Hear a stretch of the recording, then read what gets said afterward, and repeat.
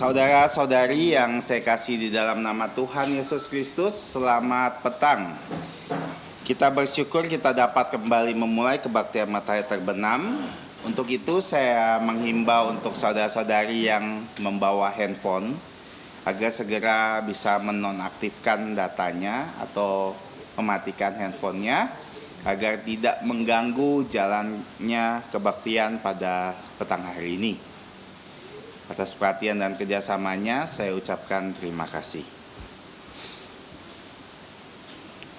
Mari kita mulai kebaktian kita dengan menenangkan diri kita, dengan menyanyikan pujian Tuhan berada di bait suci.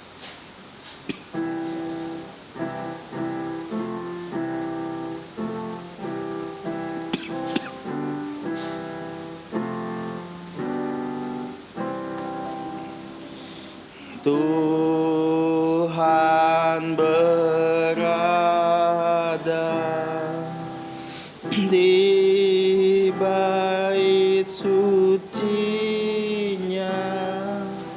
semua orang di hadapan Tuhan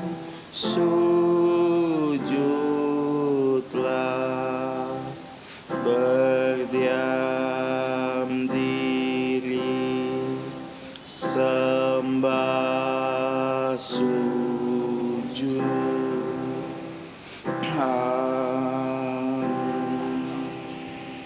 Mari kita bersatu teduh. Saudara-saudari, dengarlah firman Tuhan sebagai landasan kebaktian kita sore hari ini. Mazmur 111 ayat 1.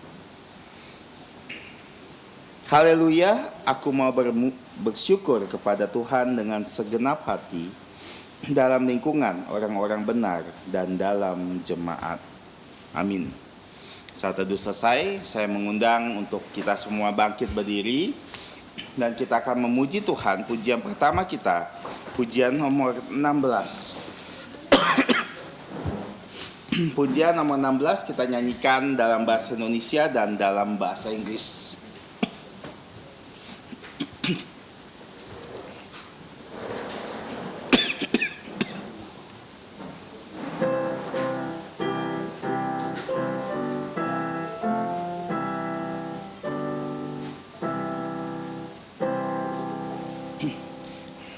Berilah hormat padanya, pada Allah Maha Tinggi. Berilah hormat padanya, Allah Maha Tinggi.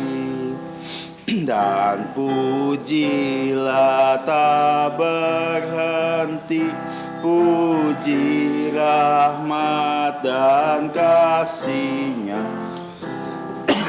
Allah Maha Tinggi, Bapa, Putra, dan Roh Kudus. Berilah hormat padanya, pada Allah Maha Tinggi, Maha mulia, Maha mulia.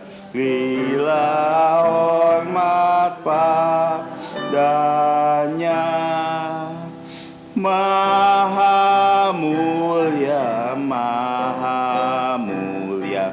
Berilah hormat padanya. Bahasa Inggris.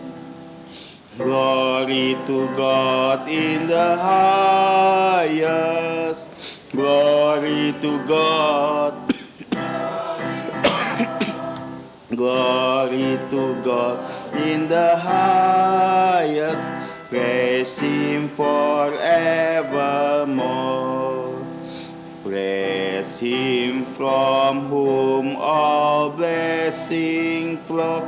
Praise Him all creatures here below. Praise Him above ye heavenly hosts. Praise Father, Son, and Holy Ghost. Glory to God in the highest. In the highest. Glory, glory, glory, glory, glory in the highest. Glory, glory, glory, glory, glory in the highest.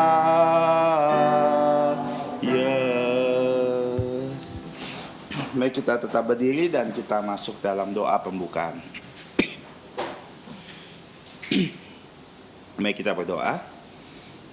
Bapa Surgawi, Bapa yang mengasihi kami, di dalam nama Tuhan kami Yesus Kristus, kami datang lagi di hadapan-Mu dengan segala rasa syukur dan hormat kami, karena Engkau telah membawa kami dengan selamat di tempat ini, dan kami bersyukur untuk hujan yang Engkau turunkan kepada kami.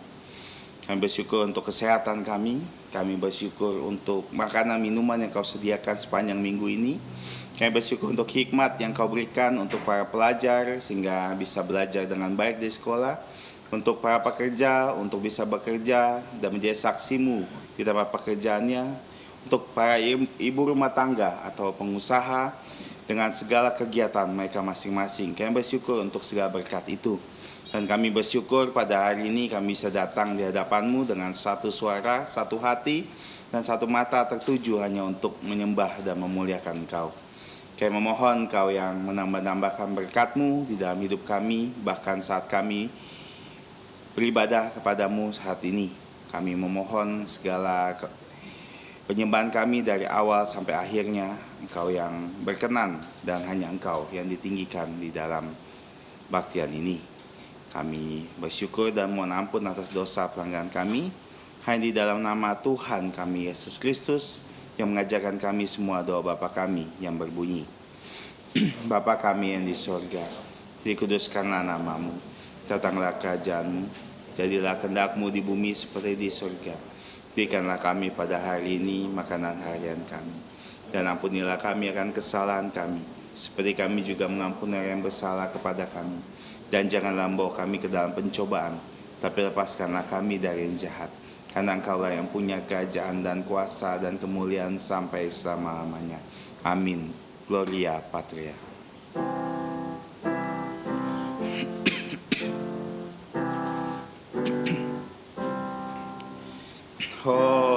Hormat diberi untuk Bapa, Putra, dan Roh Kudus, dari mula sampai sekarang dan seterusnya, termulia. Amin. Amin. Saudara-saudari dipersilakan untuk duduk kembali.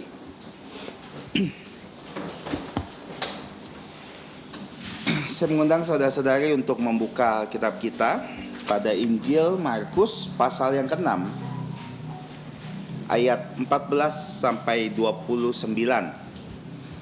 Injil Markus pasal yang ke-6 ayat 14 sampai 29.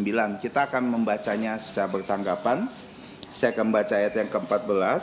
Saya mengharapkan bisa direspon dengan ayat ke-15. Begitu selanjutnya kita akan membaca 3 ayat terakhir, yaitu 27, 28, 29 bersama-sama. Dan Lembaga Alkitab Indonesia memberi judul Yohanes Pembaptis dibunuh. Saya akan mulai.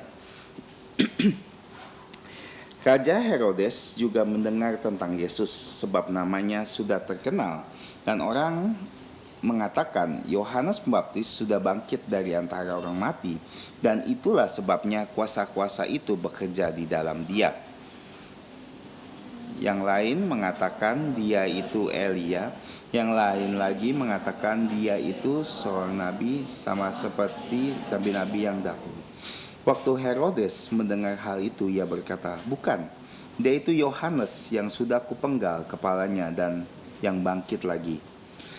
Sebab memang Herodeslah yang menyuruh orang menangkap Yohanes dan membelenggunya di penjara berhubung dengan peristiwa Herodias, istri Filipus saudaranya, karena Herodes telah mengambilnya sebagai istri.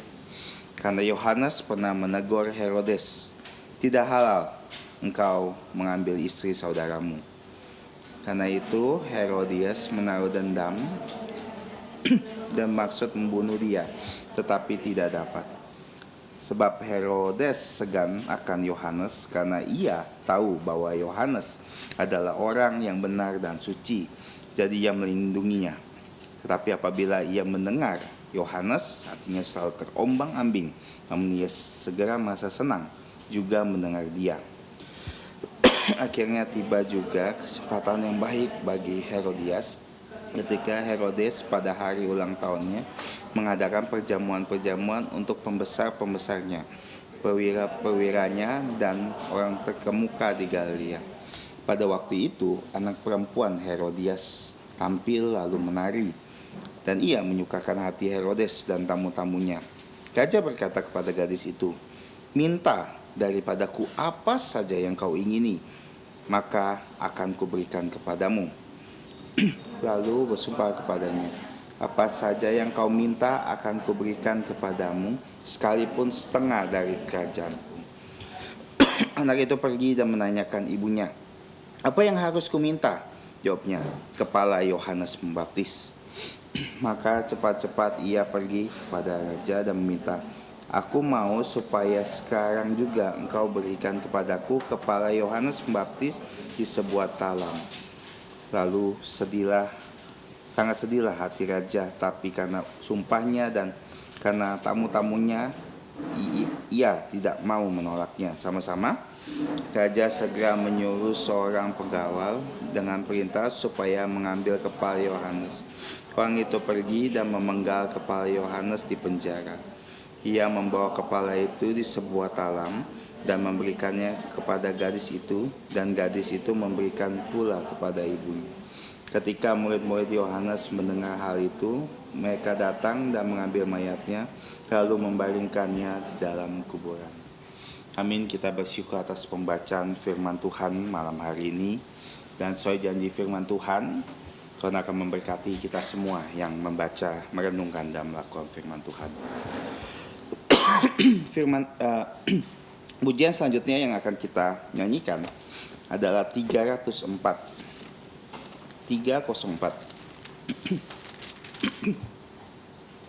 Rohku tenang, Tuhan besertaku. Be still my soul.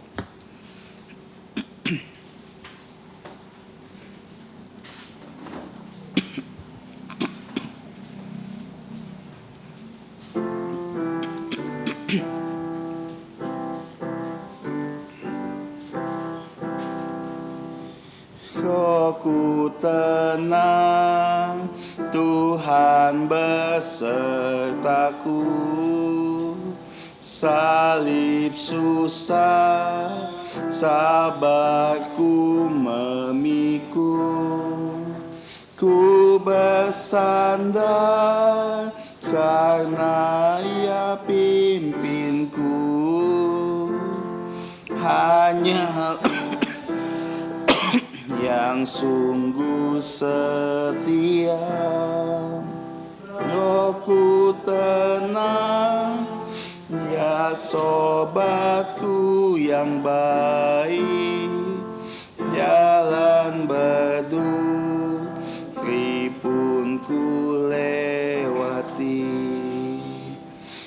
Rohku tenang, ya tanggung bebanku. Pimpinannya tak pernah berubah. Jangan biarkan imanmu bergoncang. Yang ku tak tahu kelak pasti terang. Rohku tenang, badai pun tak dahsyat, sekejap tenanglah. Rohku tenang, waktu cepat lewat. Suatu saat ku kan bersamanya. Takut gentar, semuanya kan lenyap. Deritaku akan ku lupakan. Rohku tenang, ya hapus air mata. Tinggal serta Tuhan selamanya. Amin. Ayat hafalan hari ini kita akan hafalkan dari Yeremia pasal 30 ayat yang ke-9. Kita bisa lihat di bulletin gereja di bagian tengah. Yeremia 30 ayat yang ke-9.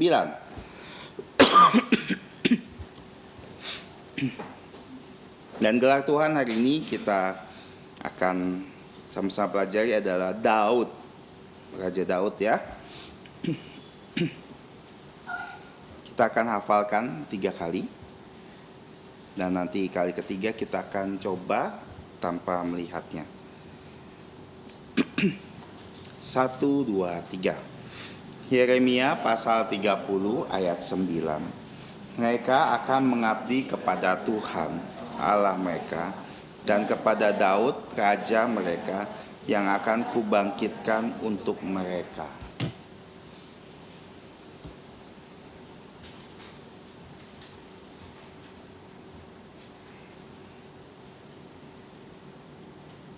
Sekali lagi 1, 2, 3. Yeremia pasal 30 ayat 9. Mereka akan mengabdi kepada Tuhan Allah mereka dan kepada Daud raja mereka yang akan kubangkitkan untuk mereka.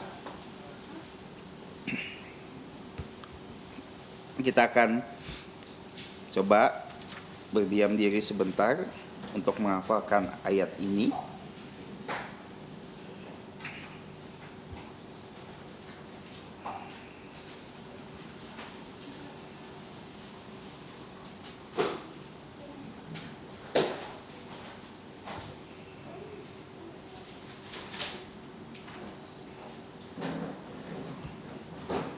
Ya, kita coba ya tanpa melihat ya. 1, 2, 3. Yeremia pasal 30 ayat 9.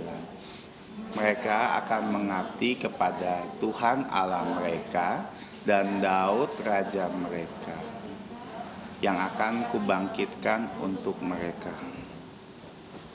Kita bersyukur atas ayat hafalan ini. Untuk yang tidak bisa menghafalnya saat ini bisa membawa pulang bulletin gereja.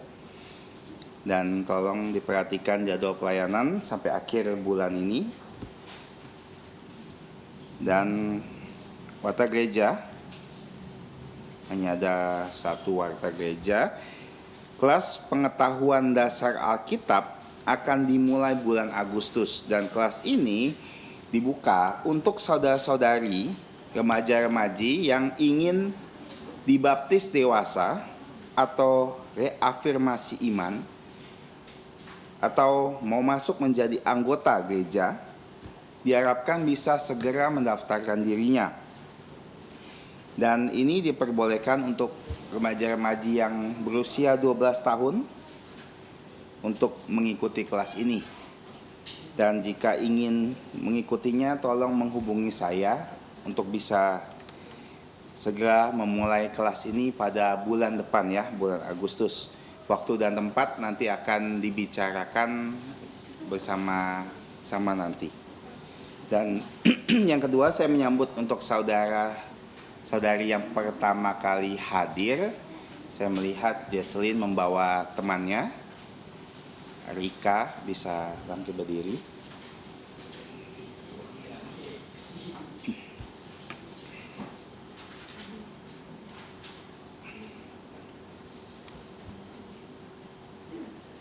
Oke, terima kasih. Kami senang bisa menyambut saudari yang pertama kali hadir. Semoga minggu yang akan datang bisa kembali berkebaktian bersama. Tiba saatnya kita akan memberikan persembahan kita. Persembahan hari ini akan dibawakan oleh saudari Veronica. Dan kita akan menyanyikan pujian 52. Pujian 52. Ku berserah pada Yesus.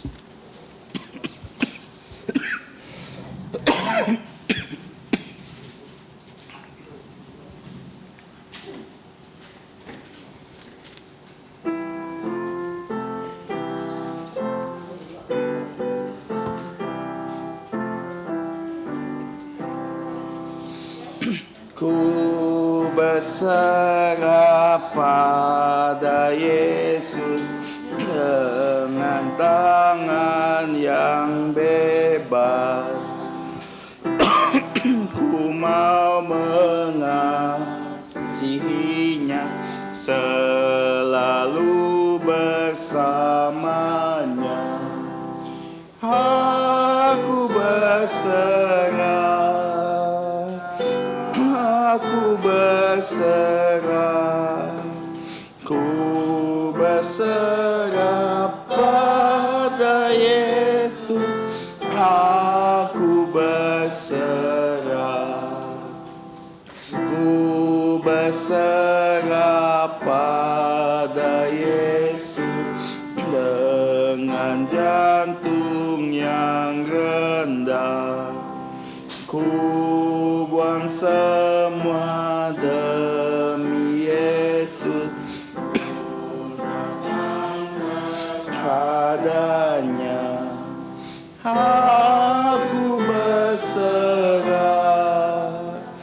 aku berserah, ku berserah pada Yesus, aku berserah,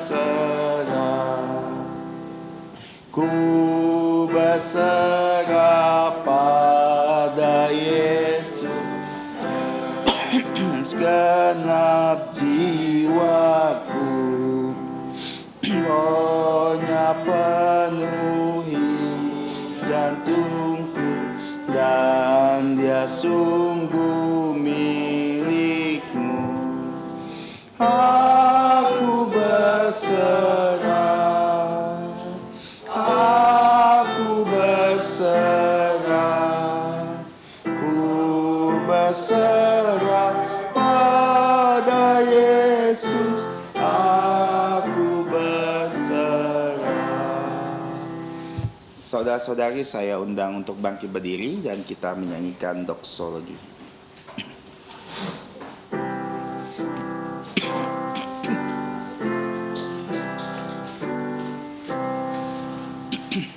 Puji Allah sumber berkat, puji Dia semua ciptaannya,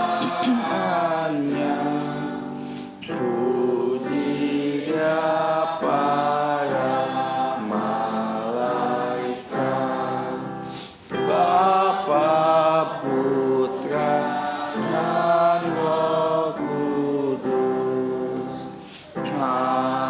Amin. Sekali lagi mari kita berdoa. Bapa kami yang baik, Bapa kami yang ada di dalam kerajaan surga, kami bersyukur untuk kebaikan-Mu yang tidak terkira di dalam hidup kami, bahkan bagaimana Engkau telah menyertai hidup kami sepanjang minggu ini. Kami juga bersyukur Bapa di hari Sabat ini, di hari pergantian, Kau telah menuntun langkah-langkah kami sehingga kami bisa datang di hadapan-Mu. Bahkan saat ini kami bisa sama-sama menyerahkan persembahan dan perpuluhan kami di hadapan-Mu.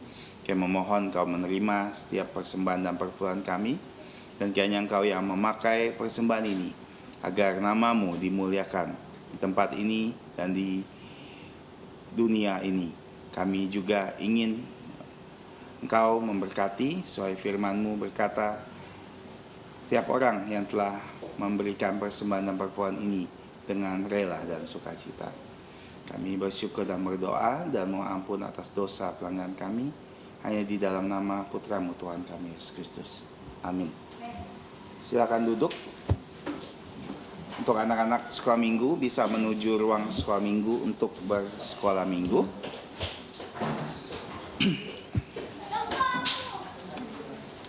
Tiba saatnya kita bersama-sama akan mendengarkan firman Tuhan. Firman hari ini akan dibawakan oleh Gembala Sidang Pengabar Injil Peter Yoksan, yang menjadi tema adalah dari Filipi 1 ayat 29, yaitu sebab kepada kamu dikaruniakan bukan saja untuk percaya kepada Kristus, melainkan juga untuk menderita untuk Dia. Waktu dan tempat saya persilakan kepada hambanya. Saudara-saudari yang saya kasih di dalam Tuhan Yesus Kristus, selamat malam. Kita melihat dari Filipi pasal 1 ayat 29 yang sudah menjadi judul dari renungan di malam ini. Kita baca bersama-sama dari Buletin Gereja. Filipi 1:29. 3:21. Sebab kepada kamu dikaruniakan bukan saja untuk percaya kepada Kristus, melainkan juga untuk menderita untuk Dia. Mari kita berdoa. Allah Bapa kami yang mengasihi kami melalui Tuhan Yesus, yang adalah Gembala Agung kami dan juga Kepala dari gerejanya. Pada saat ini gerejamu berhimpun di ruang atas ini, tibalah waktunya kami untuk duduk diam di bawah kaki Yesus seperti Maria. Tenangkanlah lubuk jantung kami, agar kami dapat mendengarkan firman-Mu dengan baik. Dan kami juga perlu Roh Kudus menolong kami, agar kami bukan hanya mengerti, tetapi kami juga diberi kuasa untuk melaksanakan dan mewartakan firman-Mu. Ya Bapa, kami sadar kami orang yang berdosa dan terbatas, karena itu ampunilah dosa kami. Dengan darah Yesus, hapuskanlah semua pelanggaran kami. Kami serahkan waktu ini supaya setiap detik dari waktu ini hanyalah untuk memuliakan nama Engkau. Di dalam nama Tuhan Yesus kami berdoa dan berterima kasih. Amin. Nah, kalau kita membuka kitab Perjanjian Baru, kitab Perjanjian Baru itu dimulai dengan narasi dari keluarga Yohanes, di mana ayahnya sedang melayani di bait Allah. Kemudian ayahnya bertemu dengan malaikat yang bernama Gabriel. Ayahnya sudah tua, ibunya Elizabeth sudah tua, sudah menjadi kakek-kakek dan nenek-nenek. Tidak mungkin mereka punya anak. Jadi waktu Zakaria sedang melayani, malaikat Gabriel berjumpa dengan Zakaria dan berbicara kepada dia bahwa istri kamu Elizabeth yang sudah nenek-nenek akan hamil. Zakaria itu tidak percaya loh kata-kata malaikat. Dia berpikir malaikat bisa berbohong nggak? Malaikat tidak bisa berbohong. Dan akhirnya istrinya mengandung, dan sebagai konsekuensi tidak mau mendengarkan firman Tuhan, tidak mau percaya firman Tuhan, dia bisu selama 9 bulan. Kamu bayangkan ya, seorang pelayan Tuhan kan melayani dengan mulut kan? Seandainya saya sampai bisu 9 bulan, saya nggak bisa berkhotbah loh. Itulah Zakaria. Dia tidak bisa melayani selama 9 bulan. Kalau dia melayani, ya tangannya begini-begini. Kemudian lahirlah putranya yang diberi nama. Orang mau memberikan nama kepada putranya Zakaria, karena Zakaria orang baik. Mereka ingin anaknya sebaik bapaknya, beri nama yang sama. Zakaria senior, Zakaria junior. Di Amerika ada begitu loh. Ya, kalau kamu ke rumah Amerika, ada nama bapaknya John MacArthur, anaknya John MacArthur. Kalau kamu panggil John, bapaknya nyaut, anaknya nyaut. Kamu harus panggil John senior, John junior. Zakaria bilang tidak. anak ini namanya bukan Zakaria tetapi Yohanes. Nama yang Tuhan berikan loh kepada Yohanes yang di dalam perut ibunya sudah percaya Yesus loh. Sudah dipenuhi Roh Kudus loh. Kalau kita kan, saya sering bertanya kepada anak-anak saya, umur berapa kamu percaya Yesus? Kalau Ezra dia bilang TKB. Kalau Elnatan di dalam kesaksiannya waktu dia reafirmasi iman tahun lalu dia bilang kelas 2 SD. Jadi kita harus tahu yuk kapan kita percaya Yesus loh. Saya bertanya pada Acoy, dia kasih saya jawaban. Yanti juga. Semua kita percaya Yesus setelah kita lahir. Tapi Yohanes ini sudah percaya Yesus waktu dia masih dalam kandungan. Dan kalau kita membaca perikop yang tadi di dalam Injil Markus pasal 6 juga menjadi tulang punggung loh di dalam Injil Tuhan Yesus di perikop 82. Markus 6 menjadi tulang punggung, diberi catatan tambahan dari Matius 14, Lukas 9. Panjang sekali. Nah, Yohanes namanya berarti Tuhan memberi hadiah. Ingat ya, kamu pernah terima hadiah tidak? Pernah ya? Kami pernah terima hadiah yang tidak terduga. Apa itu? Dari BCA diberi hadiah motor. Padahal menurut orang BCA, uang tabungannya nggak banyak, kok bisa dapat hadiah motor, dia juga bingung. Karena Tuhan mau kasih kita hadiah. Tetapi hadiah ini adalah keselamatan. Tidak ada orang bisa memberikan hadiah, maka hadiah ini diabadikan dengan nama-nama di dalam Alkitab. Kalau laki-laki Yohanes, kalau perempuan Yohana, kalau disingkat menjadi Ana, kalau disingkat lagi jadi Johan, ya kan? Intinya sama, Tuhan memberikan hadiah cuma-cuma. Tidak perlu kamu bayar. Seperti apa? Seperti udara. Udara ini kan perlu bayar tidak? Kalau udara tidak kita hirup selama 3 menit kita bisa mati. Ya kan?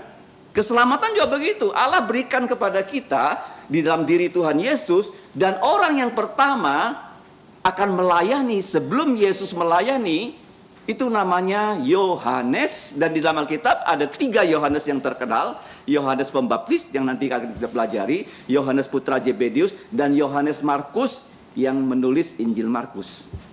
Karena begitu penting ya nama Yohanes. Dan kita melihat di sini Yesus berkata, barang siapa yang percaya kepada Dia bukan hanya harus percaya tapi juga akan menderita. Bahkan Yesus berkata, kamu akan seperti domba yang dikirim di tengah-tengah serigala. Nah, serigala ini siapa? Yesus pernah menunjuk kepada Herodes. Herodes ini disebut serigala oleh Tuhan Yesus loh. Itu orang buas. Dan Yohanes tadi saya sudah katakan namanya berarti Allah memberikan hadiah. Dan dia secara khusus di Alkitab punya kehidupan yang unik, tidak seperti orang-orang biasa. Selama 30 tahun dia mempersiapkan diri melayani Tuhan. Dia melayani Tuhan tidak sampai 3 tahun loh. Tadi kita membaca perikop 82. Ini Yesus sudah melayani kurang lebih 2 tahun lah. Kurang lebih begitu. Yesus sudah melalui 2 Paskah. Karena ini sudah akan masuk ke Yohanes 6. Yesus memasuki pelayanan di Paskah pertama, Yohanes 2, Yohanes 5, Yohanes 6. Jadi Paskahnya sudah kedua, ketiga. Berarti Yesus sudah melayani 2 tahun lebih. Peristiwa ini terjadi. Nah, di sini unik sekali, ada peristiwa di mana di situ ada Yesus, ada Yohanes, ada Herodes. Nah, Herodes ini tadi saya katakan adalah serigala, dan Yohanes ini dia adalah selain sebagai pendahulu Yesus yang melayani ya hanya beberapa tahun sebelum Yesus, ya 6 bulan sebelum Yesus, dan dia terus melayani sampai dia ditangkap, dimasukkan penjara. Kalau kita baca di dalam Injil Tuhan Yesus perikop 57, nah di situ dia mengalami suatu pergumulan.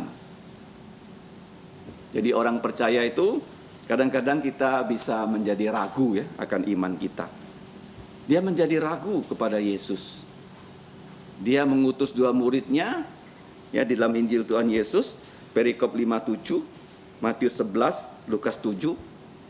Dia bertanya pada Yesus, apakah engkau Mesias yang kami nantikan? Kamu bayangkan loh, padahal Yohanes itu diutus oleh Allah dengan hidup yang sangat spesifik. Dia tidak bergaul dengan orang banyak, dia tinggal dalam hutan, karena makanannya madu hutan dan belalang. Itu menandakan dia nggak hidup di tengah-tengah masyarakat. Kemudian dia punya pakaian dari bulu onta, ya kan? Ikat pinggangnya juga dari kulit. Dan ketika dia melayani, saya sudah pernah katakan, dia orang paling terkenal di Israel sebelum Yesus melayani. Jadi semua orang Israel datang pada Yohanes. Kenapa? Karena orang Israel dibuat oleh Allah bertobat karena Yohanes tuh. Jadi seperti sekarang ya, banyak orang sakit. Kalau ada dokter terkenal bisa menyembuhkan penyakit itu, dokter itu akan ramai sekali. Dan Yohanes ini, bapaknya datang, ibunya datang, anaknya datang, karena mereka punya kehidupan yang kacau balau. Dengan datang kepada Yohanes, mereka mendengarkan firman Tuhan dari Yohanes, mereka bertobat loh.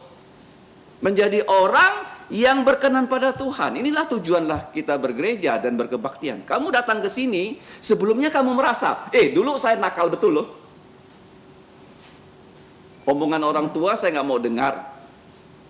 Sekolah nggak sungguh-sungguh. Ya, hidup saya hanya main-main. Tetapi setelah kamu mendengarkan firman, kamu mengenal Yesus, kamu akan diubah loh oleh firman Tuhan. Nah, seperti Yohanes ini. Jadi beribu-ribu orang datang pada dia. Dia tidak perlu buka praktek ya di tempat yang ramai. Dia itu membaptis di padang gurun. Dan orang semua datang pada dia. Dan dia tahu siapa yang sungguh-sungguh percaya dan siapa yang pura-pura percaya. Karena ada pemimpin agama datang minta dibaptis, dia bilang, tidak, kalian belum bertobat, nggak boleh dibaptis. Nah, perikop yang tadi kita baca, itu adalah tentang Tuhan Yesus yang melayani, bahkan sudah sangat terkenal. Jadi waktu Tuhan Yesus melayani sangat terkenal, orang bingung ya, kira-kira Yesus ini siapa? Ya bahkan Herodes pun nggak tahu siapa tuh Yesus. Dan di dalam perikop yang tadi kita baca, Herodes itu berpendapat bahwa Yesus adalah Yohanes yang sudah bangkit dari kematian. Padahal Yohanes sudah pernah dia penggal kepalanya. Dan dia bilang, Yesus inilah adalah Yohanes yang bangkit dari kematian. Tapi ada yang berkata, Yesus adalah Elia, Yesus adalah Yeremia, dan begitu banyak pendapat tentang Yesus. Itu pernah kita lihat ya, waktu Yesus bertanya kepada murid-muridnya dalam Injil Matius 16, siapakah aku menurut kamu? Jadi kalau kita simak perikop di sini, Raja Herodes adalah raja yang sangat terkenal di Perjanjian Baru. Dan kalau kita membaca nama Raja Herodes, Herodes ini bukan satu. Nah, di sini saya sudah membuat sebuah catatan. Herodes itu ada 4 di Alkitab ya. Yang pertama, waktu Yesus lahir itu disebut Herodes Agung karena dia memulai dinasti Herodes. Dan mereka ini bukan orang baik loh. Mereka memang raja, tapi mereka sebenarnya adalah penjahat. Herodes Agung, dia membunuh bayi-bayi yang usianya di bawah 2 tahun di kota Bethlehem. Itu Herodes Agung. Kemudian putranya bernama Antipas yang tadi kita baca, itu membunuh Yohanes dan juga mengadili Yesus. Karena disuruh Pilatus. Nanti akan saya jelaskan siapa Herodes Antipas.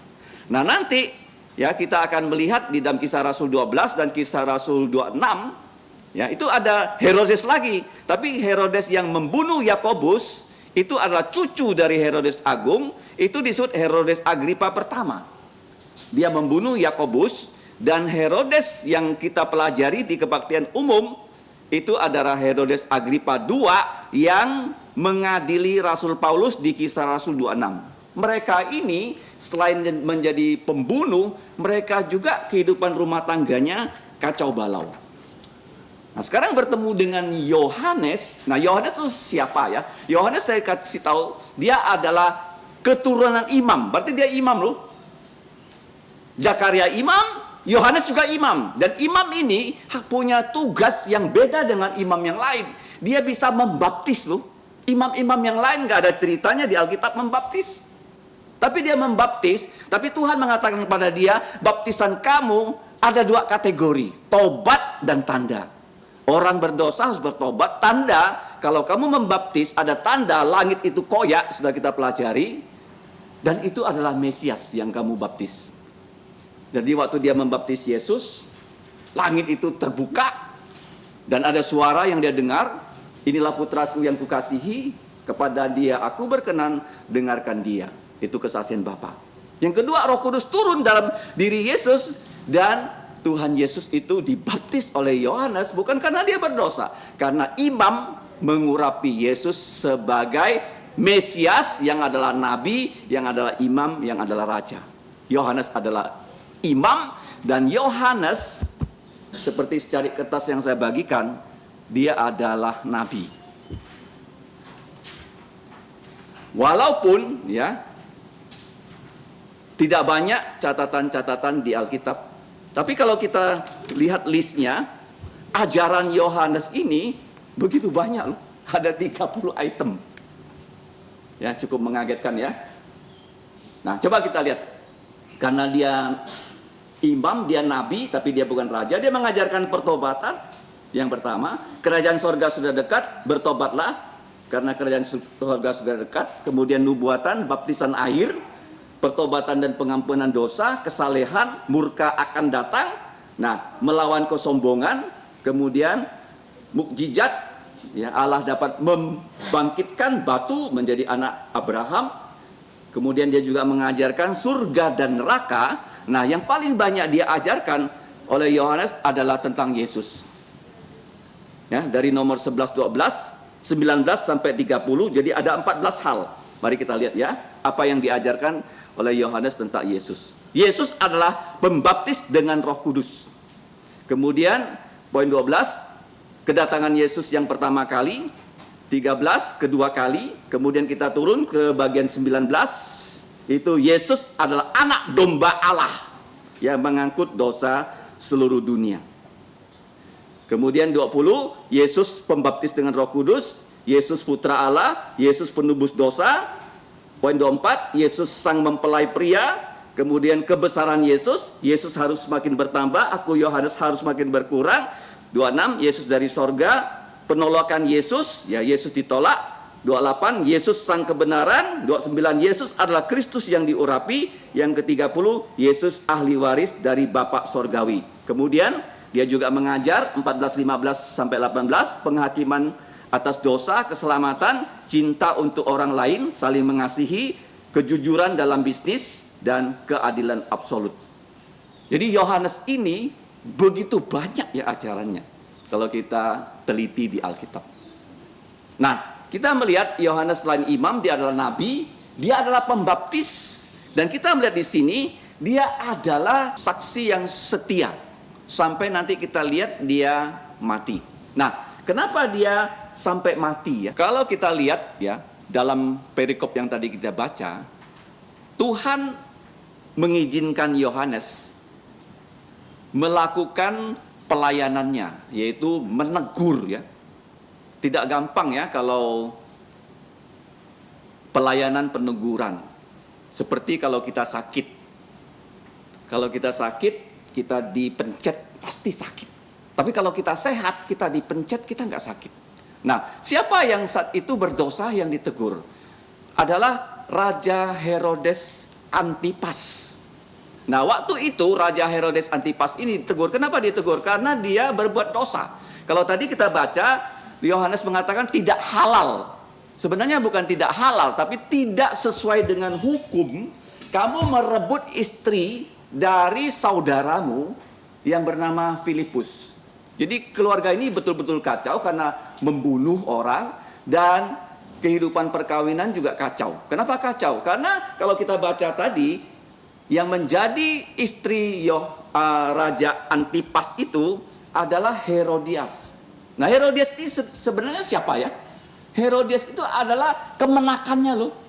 Jadi kemenakan kawin dengan paman. Baik nggak kemenakan kawin dengan paman? Baik nggak? Pasti nggak baik kan? Nah, ini kemenakannya kawin dengan paman. Ini kemenakannya ini bernama Herodias kawin dengan Philip. Nah, Philip itu saudara tiri dari Antipas. Jadi Herodias ini direbut oleh Antipas dari Philip. Dan Yohanes menegur dia, kamu nggak boleh berbuat seperti itu. Itu adalah dosa. Jadi karena dia raja, dia menangkap Yohanes dan dimasukkan dalam penjara. Dan kita melihat dalam perikop yang kita baca, walaupun di penjara, Yohanes terus tuh memberikan nasihat kepada dia bertobat. Dan dia senang sekali mendengarkan Yohanes, tapi dia tidak bertobat. Itu dosa yang pertama. Ya, dia menjadi raja yang semena-mena. Ya, kita melihat bagaimana dosa dari Herodes. Dosa yang kedua, dosa sombong. Dosa apa?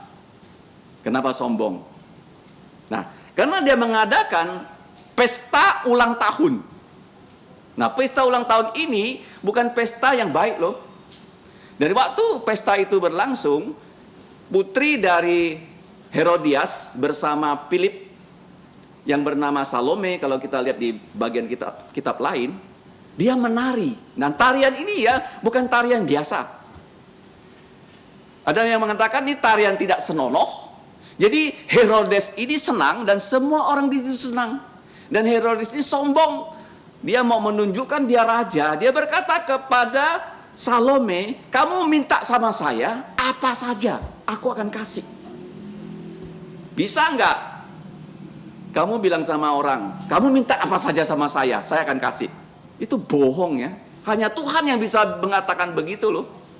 Kita nggak bisa. Dia bahkan menambahkan, bahkan separuh kerajaanku aku kasih kepada kamu. Kamu bayangkan ya, kesombongan dia ini akan membuat dia jatuh lebih lanjut. Nah, waktu dia berkata begitu, Salome ini bertanya pada ibunya yang bernama Herodias. Nah, nama Herodias ini juga sangat unik ya. Herodias itu artinya Herodes perempuan. Kalau Herodes itu laki-laki ya, ini Herodes perempuan.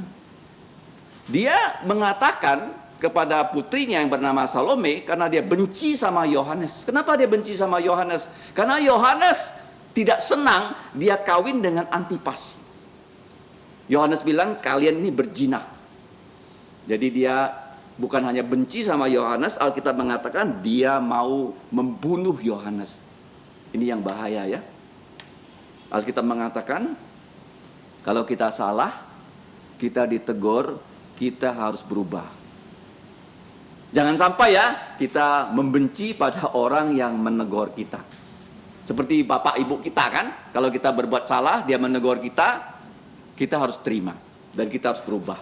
Tapi Herodias ini ditegur, bukannya dia berterima kasih, malah dia membenci Yohanes dan dia mendendam pada Yohanes dan dia ingin membunuh Yohanes. Kamu bayangkan loh, seorang wanita mau membunuh seorang pelayan Tuhan.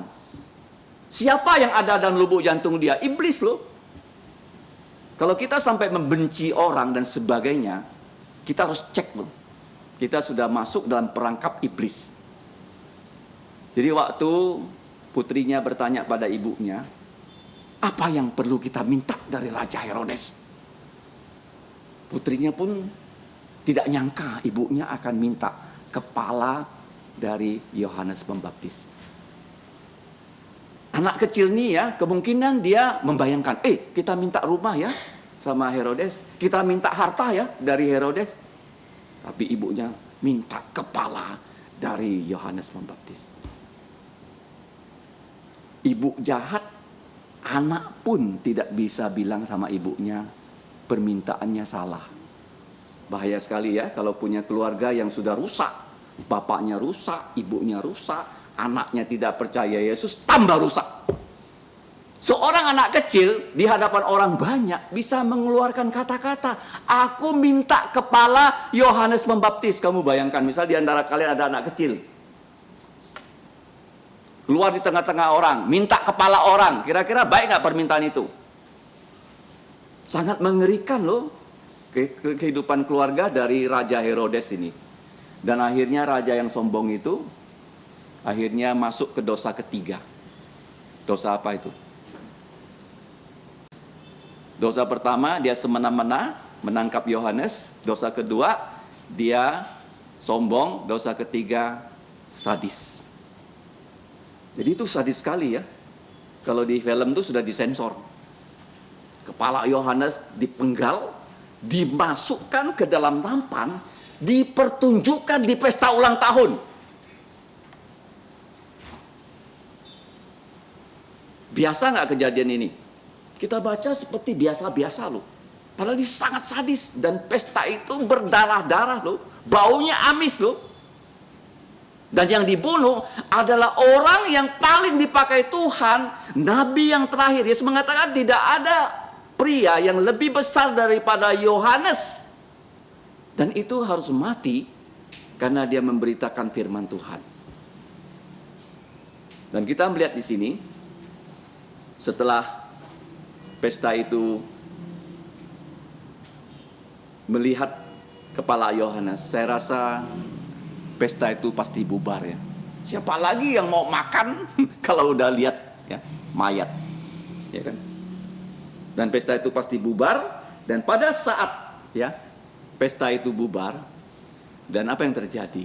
Murid-murid Yohanes datang mengambil mayat Yohanes dan menguburkannya dan membaringkannya dalam kubur. Jadi kalau kita lihat di sini, Injil Markus sampai di situ, tetapi kalau kita membaca Injil Tuhan Yesus, ada tambahan, lalu pergilah mereka memberitahukannya kepada Yesus. Jadi di sini ada Herodes, ya, Antipas, kemudian ada Yohanes Pembaptis, ada Tuhan Yesus, dan waktu Tuhan Yesus mendengarkan berita itu, apa yang Tuhan Yesus kerjakan? Kalau kita baca lebih lanjut, dia menyingkir dari situ. Coba kita buka sekarang di dalam kitab Matius 14 ayat 13 dan 14. Setelah peristiwa yang sangat ya mencekam ini, 14 ayat 13-14. Injil Matius. Kita baca sama-sama ya. 1, 2, 3. Setelah Yesus mendengarkan berita itu, yaitu Yohanes kepalanya dipenggal, menyingkirlah ia dari situ dan hendak mengasingkan diri dengan perahu ke tempat yang sunyi. Tetapi orang banyak mendengarkannya dan mengikuti dia dengan mengambil jalan darat dari kota-kota mereka. Ketika Yesus mendarat, ia melihat orang banyak yang besar jumlahnya, maka tergeraklah lubuk jantungnya oleh belas kasihan kepada mereka, dan ia menyembuhkan mereka yang sakit. Jadi Yesus pun ya melihat peristiwa ini, dia menyingkir. Ya seperti waktu kecil ada ancaman dari Herodes Agung ingin membunuh bayi, dan Yesus dibawa menyingkir ke Mesir oleh Yusuf dan Maria. Jadi kita bisa belajar di sini tentang satu hal. Mengapa ya orang yang hidupnya suci, orang yang hidupnya saleh seperti Yohanes Pembaptis itu harus berakhir dengan tragis. Dan dia melayani Tuhan tidak lama loh, hanya beberapa bulan sebelum ditangkap. Dan dia hidup tidak sampai umur 40.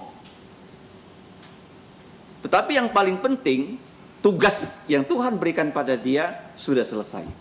Karena tugas dia adalah mendahului Yesus. Jadi waktu dia sudah mendahului Yesus, dia sudah punya banyak murid. Di waktu Yesus melayani, murid-murid Yohanes itu nanti menjadi semua dari murid Yesus.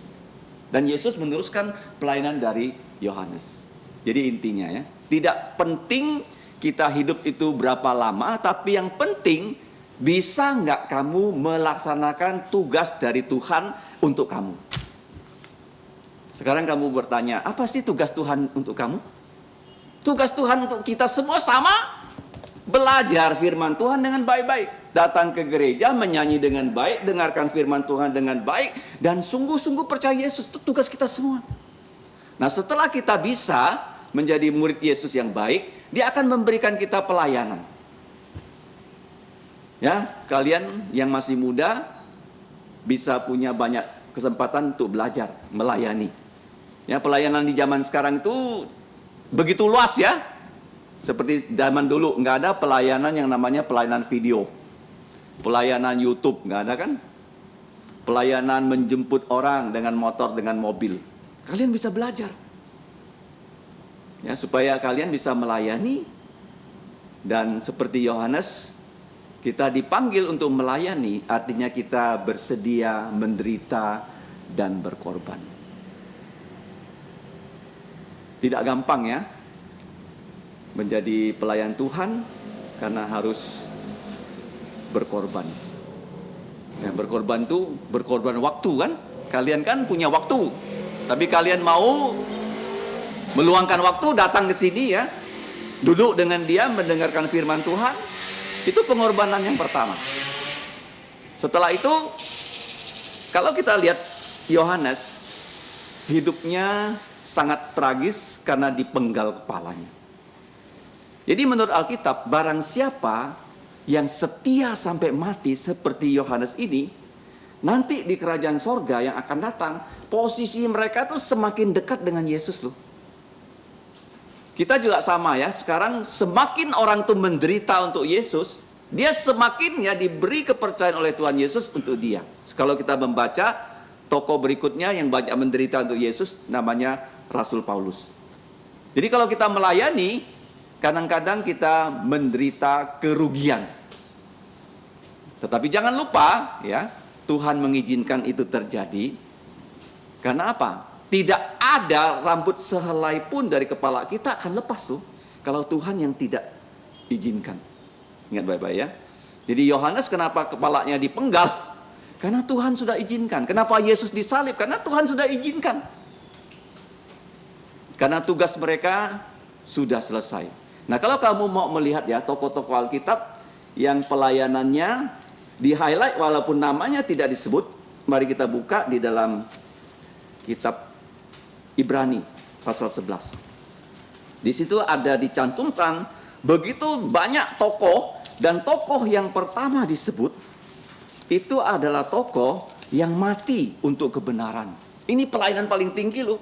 Bisa mati, bisa dipenjara, bisa dipukul, dihina karena nama Yesus. Ini yang paling tinggi nilainya.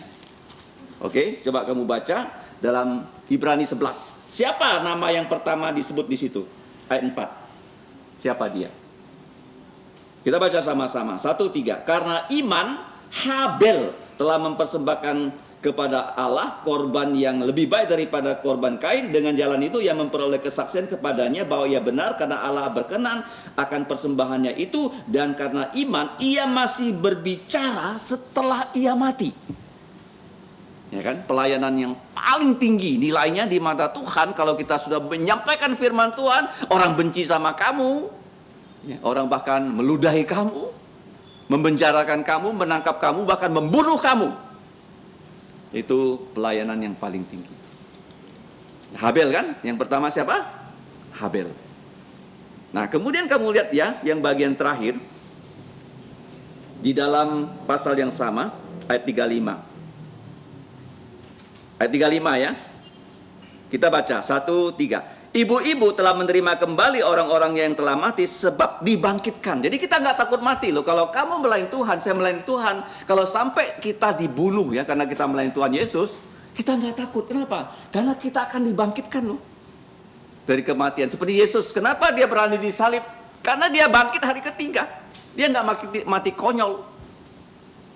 Seandainya kita diutus ya ke negara yang membenci kekristenan, dan di situ setelah kita bersaksi, kita ditembak mati. Kira-kira kita takut tidak? Yohanes waktu dibancung, dia kira-kira bilang, takut loh, ampun, jangan pancung. Ada? Enggak ada. Paham? Kenapa dia berani menghadapi kematian seperti itu? Karena dia tahu, walaupun mati, itu adalah kehendak Tuhan. Lanjut ya. Tetapi orang-orang lain membiarkan dirinya disiksa dan tidak mau menerima pembebasan supaya mereka beroleh kebangkitan yang lebih baik. Ada pula yang diejek dan didera, bahkan yang dibelenggu dan dipenjarakan, mereka dilempari dengan batu, digergaji. Nah, digergaji ini kemungkinan Nabi Yesaya. Nabi Yesaya itu digergaji mati loh.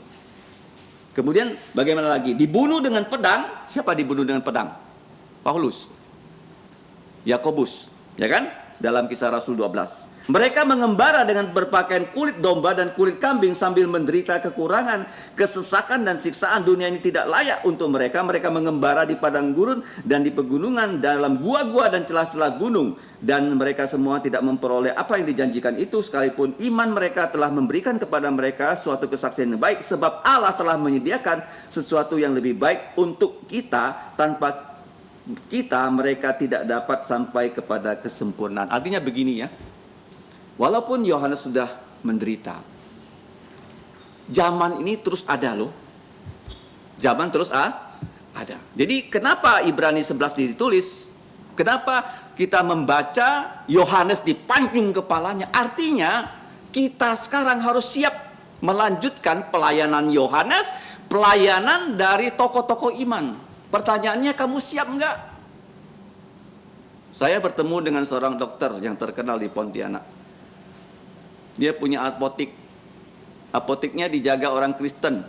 Dia tanya pada pegawai apotiknya, kamu tahu nggak siapa Yakob? Nggak tahu.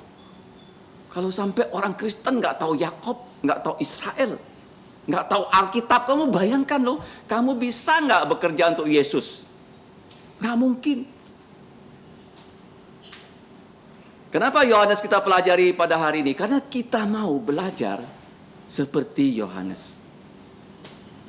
Kita harus bagaimana sungguh-sungguh percaya Yesus dan kita bisa mengajar firman. Kamu lihat ajaran Yohanes berapa banyak kan? 30 hal loh. Jadi mau nggak kita menjadi seperti tokoh Alkitab?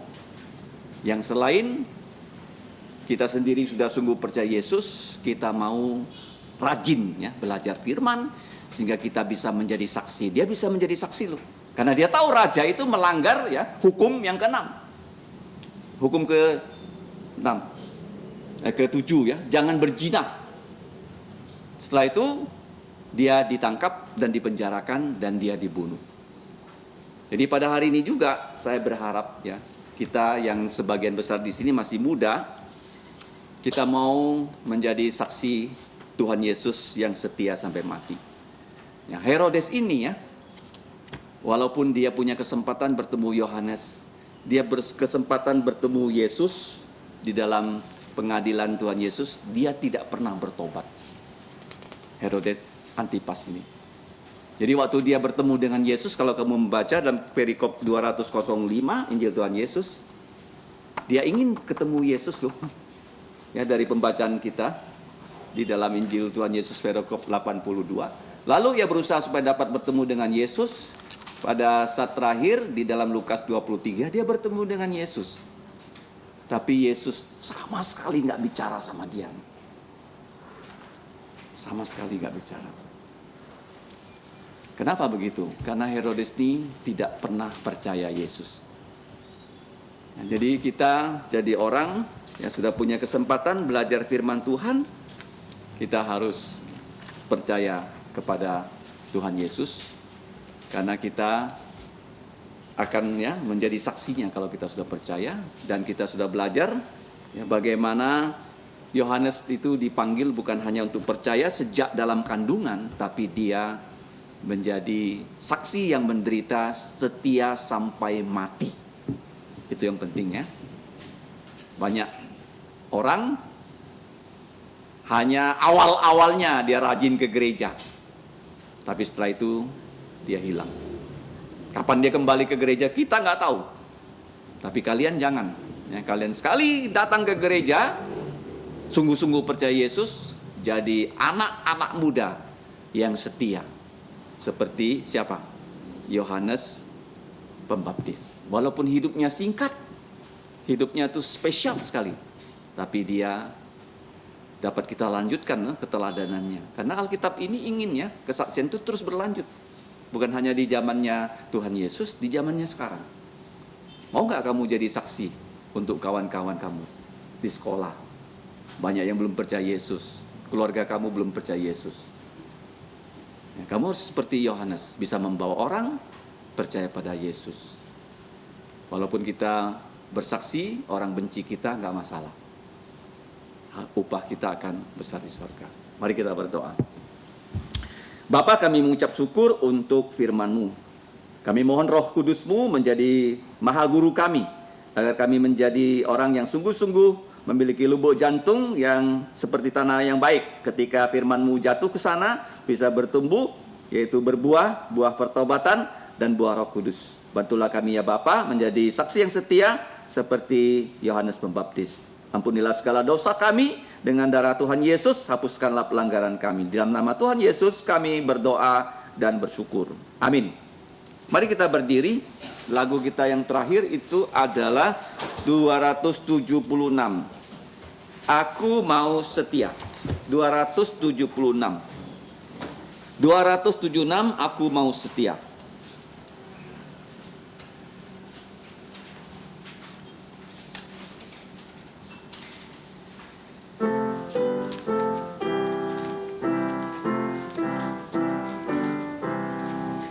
Ku mau setia karena ku dipercaya. Ku mau suci karena ku dikasih. Ku mau teguh untuk tanggung segala derita, dengan pasti menangkan seteru, dengan pasti menangkan seteru. Ku mau cinta pada mereka yang susah. Ku mau memberi dengan rela jantung. Ku mau rendah karena ku tak sempurna. Ku mau ikut teladan Tuhanku. Ku mau ikut teladan Tuhanku. Ku mau kasih karena Ia kasihiku. Ku serahkan harta dan milikku. Ku bersyukur Ia mati menggantiku. Ku mau puji rahmat-Nya ku diberi. Ku mau puji rahmat-Nya ku diberi. Kita masuk dalam doa penutup. Allah Bapa kami yang mengasihi kami melalui Tuhan Yesus, kami mengucap syukur untuk kebaktian matahari terbenam yang sudah Kau pimpin dari awal sampai akhir. Sekarang kami akan pulang ke rumah kami masing-masing. Sekali lagi ya Bapa, kami mempertaruhkan kehidupan kami ke dalam Engkau, supaya tangan-Mu terus membentuk kami, agar kami dapat menjadi murid Yesus yang setia sampai mati. Tolonglah kami semua ya Bapa, khususnya anak-anak yang masih muda, kiranya mereka dapat sungguh-sungguh percaya pada Tuhan Yesus dan setiap hari dapat membaca dan merenungkan firman-Mu. Kami juga berdoa untuk mereka yang masih sekolah, berikanlah hikmat dan kesehatan. Untuk ibu rumah tangga, kiranya Engkau juga menjadikan mereka ibu yang baik, supaya mereka terus berdoa untuk keluarga mereka. Bahkan kami yang melayani Engkau menolong kami menjadi pelayan firman-Mu yang setia. Untuk yang bekerja, bahkan yang harus pergi ke luar kota, Engkau juga menjaga perjalanan mereka. Ya Bapa, kami serahkan kehidupan kami, bahkan seluruh gereja-Mu, kurang pimpinan-Mu, agar kami bisa menjadi saksi yang setia sampai Engkau memanggil kami. Tolonglah kami ya Bapa, kami percaya Engkau memelihara kami, dan kami bisa menjadi saksi-Mu yang setia, karena Engkaulah Allah kami, Allah yang Maha Kuasa. Engkaulah yang punya kerajaan, kuasa, dan selama-lamanya. Engkau adalah Allah yang mulia. Kami mengucap syukur dan berdoa ya Bapa, hanya melalui nama Putra-Mu, Tuhan kami, Yesus Kristus. Amin.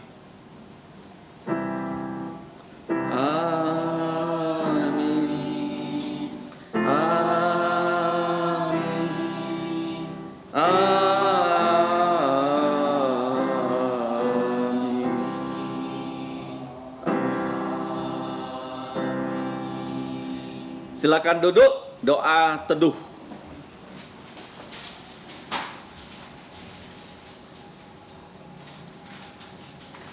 Tuhanmu memberkatimu dan melindungimu.